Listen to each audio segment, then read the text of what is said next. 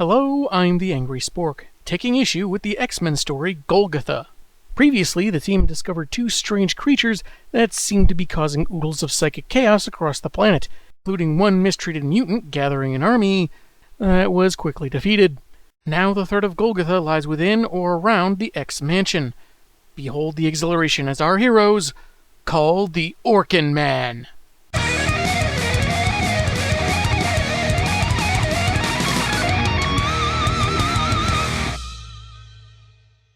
Number 169's cover has a rather dramatic-looking makeout session between Logan and Rogue, with a stylized X in the background looking like its host, the Carnage symbiote.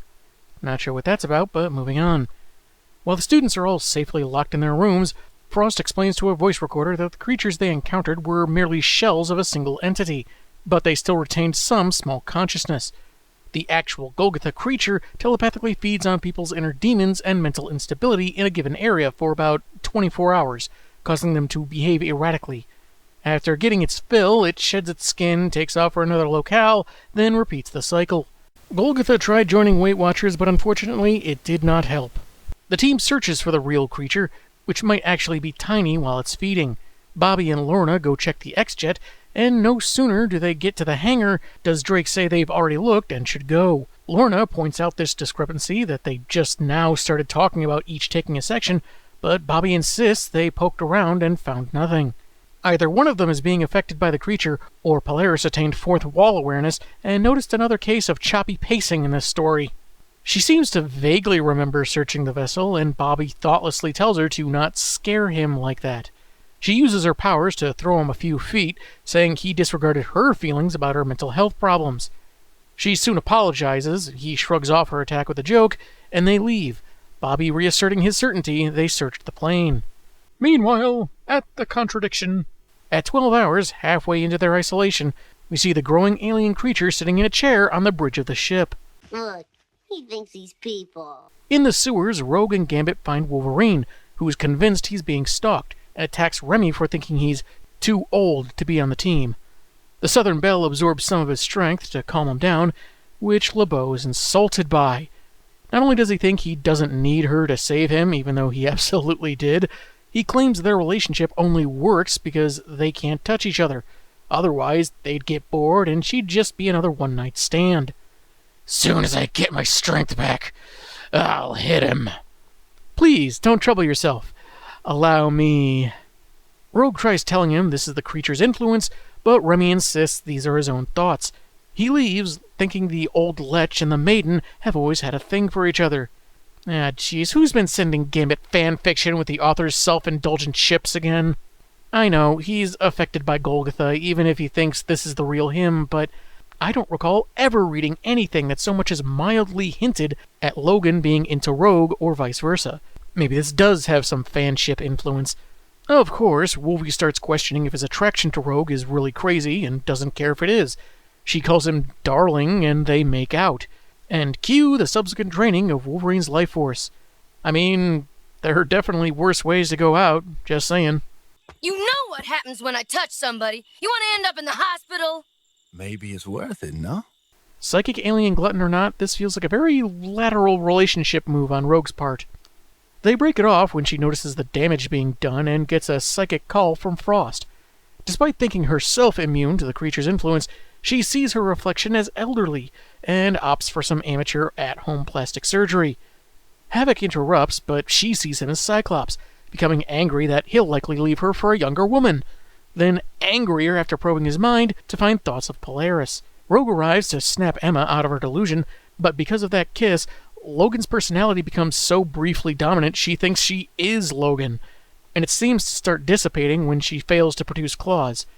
Weird thing is, Rogue has grown bone claws after absorbing Wolverine's powers before, so the bigger question is, why aren't they unsheathing? Iceman and Polaris find Gambit, who just hyper-rationalized to himself that he and Rogue don't really love each other when he started fighting an imaginary Mr. Sinister. Lorna has an idea and leaves Bobby, who says he'll be fine, but he has yet to disclose the fact that he's been hallucinating everything freezing around him. Polaris covers her eyes, saying she'll give one more look, and if it's still there, she'll tell the others. I have to ask, is it worth this much to give the Morbius movie another chance? The team soon gathers in the hangar, now able to see the creature's husk on the X-Jet. Alex initially blames Drake and Lorna, thinking they were busy making out instead of their job, but she explains the creature likely manipulated their minds into thinking they'd already checked the plane. Havoc then changes subjects, asking how she can be interested in a dolt like Iceman, which leads to them fighting until Emma says that the 24-hour feeding period is almost over, so they best find and kill the creature's pod form before it leaves and restarts somewhere else. And they do just that on the very next page, destroying it and putting its ashes through an incinerator. Feels kind of anticlimactic, doesn't it, folks? But as Emma is recording her personal log on the matter, assured the madness is ended and pondering how many catastrophes through human history it may have caused, she's contacted by a mutant named Gazer from a space station orbiting Earth. He's detected something headed for the planet, and the final splash page shows even more squid whale creatures making their way to our pale blue dot. This all-mutant remake of Star Trek IV The Voyage Home took some really weird turns. If these things feed on crazy, social media certainly offers a lot of sustenance. I give it a week before they all get too full to move and regret their decision to come here in the first place. Part 5's cover sees some of the team in spacesuits, battling some tendrils. My word, their logo. It's full of stars. Also, I can't imagine there's a workable way for Wolvie to pop his claws without damaging the suit. But hey, details. At NASA headquarters, a General O'Shea assures they can deal with the oncoming creatures, telling the X-Men thanks but no thanks. They've got nukes for this kind of thing, and the President is excited to have another enemy, which you just can't have enough of. If you're looking for subtle commentary, you'll find none here. Emma says that these aliens are highly evolved and very powerful, and she wants to personally assure that they'll never return. And this seems to sway General I don't want mutants flying into space, giving them a week to finish the mission. Wolverine asks how they're getting up there, because I guess the X-Men don't have their usual space-capable vehicles this month, and they're soon on a space shuttle, taking off. They make it to Space Station 8, with 362 space whales headed toward them. They're all reeling from their previous encounters, and hope it'll be easier to destroy these things than deal with their own inner demons. If it's anything like your previous fights against Golgotha and its husks, it'll largely happen off-panel, so yeah, a whole lot easier. With the pacing in this story, I'm surprised they didn't skip the launch and just have a caption that read, "One space shuttle ride later." Alex figures it's better for everyone to forget about the things they've said, done, and revealed to each other, because that sounds emotionally healthy. They're introduced to Gazer, a chatty guy and the station's sole occupant, since his body absorbs and feeds on radiation in the area. But the X-Men aren't going to be in any danger given the limited time they'll be on board. As they suit up, Rogue and Gambit try to reconcile. They suspect that his words and her making out with Logan each come from somewhere, but still kiss from their helmets. It's a little corny, but given her powers, kinda sweet. Wondering how Remy knows about the kiss even though it happened after he walked away from them? I have two theories. One, they all opened up to each other off-panel about what they did or said. Or two, Logan announced it by riding a unicycle through the mansion, holding a bunch of sparklers in between his fingers, blasting a marching band tune on his cell phone, and wearing a t-shirt that reads, "I made out with Rogue." Speaking of, Logan asks what he's doing on this mission, except slicing a couple of creatures. And Alex says his cool head and experience will be invaluable. Not as a knock to his age, but because of this unit being so young. Emma at this point has been with the X-Men for less time than any of the others, but did co-lead Generation X. Iceman is a founding member, and Alex and Lorna were on X Factor. I'm betting he means that this team of these specific members is young, but it still sounds kind of weird. That and saying Wolvie has a cool head. I know he's not always some mindless savage, but, he's known for his berserker rage for a reason, people. Rampage! Soon enough, they begin fighting the swarm, Polaris and Havoc cutting a swath through them, while the rest pick off those that scatter. They're advised not to dwell on their issues, lest they succumb to the creatures' influence, but Bobby becomes paranoid when they lose contact with the two, thinking Alex is still hung up on Lorna and might hurt her so no one else can have her. Wolvie, kind of agreeing, decides to look for them when they see a large ball of energy. Who taught them the spirit bomb? Emma thinks that with most of the creatures dead or dying, the rest are basically self-destructing, but admits it's just a guess. Lorna and Alex return, the latter incredulous that they thought that he would spring some spurned lover's revenge nonsense, but the knucklehead says that in excitable times, who can be sure what they're capable of? Havoc thinks maybe it was wrong to try and force themselves to forget what happened, which might be the smartest thing he said in this entire arc. Bobby gets mad at him, assuming he did something to Lorna, because she's non-responsive.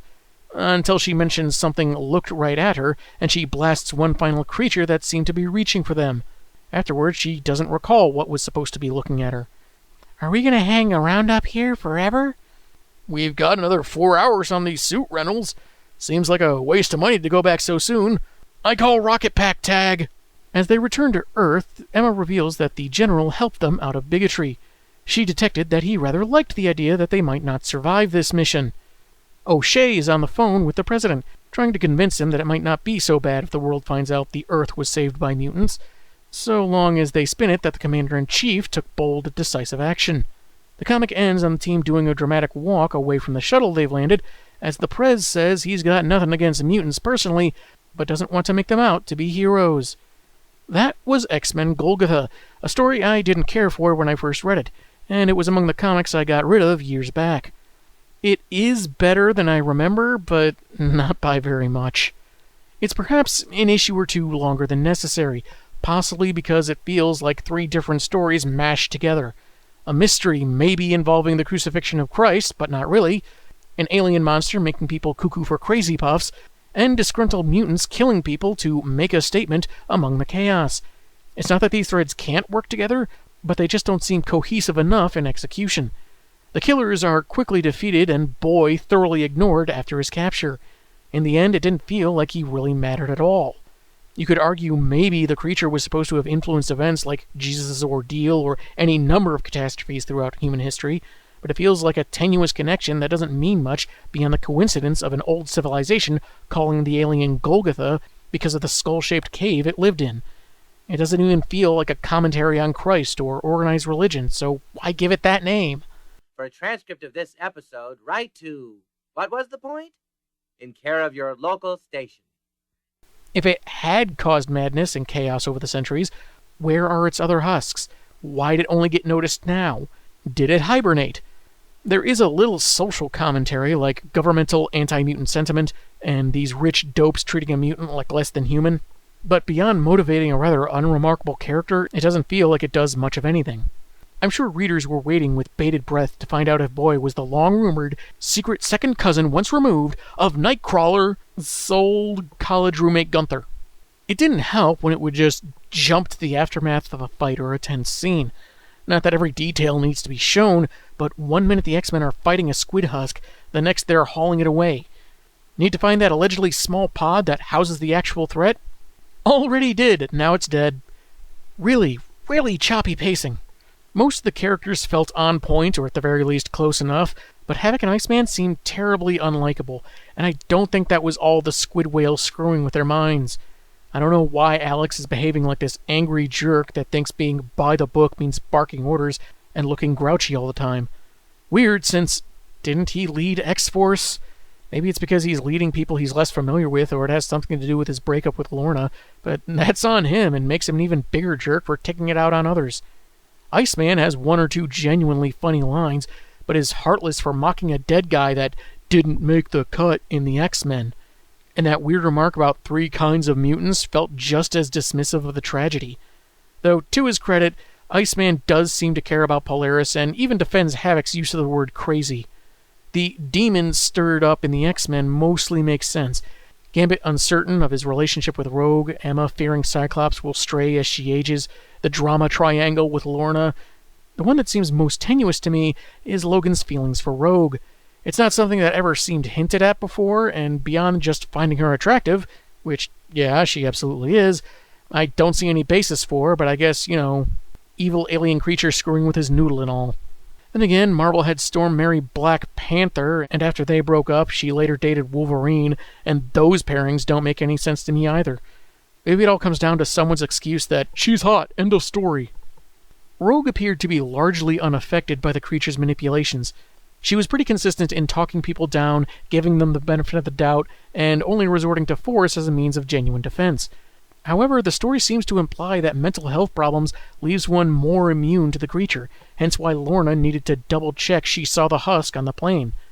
So maybe the sometimes referenced problems Rogue has because of all the mind she's absorbed gave her some level of immunity, if not total, given the making out with Logan. And again, Wolvie himself has had his mind messed with a number of times, so I could be totally off base here.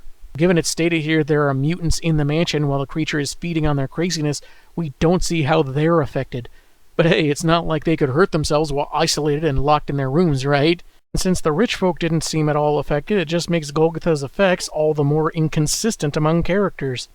The finale does kind of yada yada the 362 squid whales, a powerful invading force that just suddenly decided to visit Earth after one of their own dies after a couple of millennia, and they're taken down by a handful of X-Men, killing most of them, and the rest self-destructing because I guess they don't have survival or self-preservation instincts.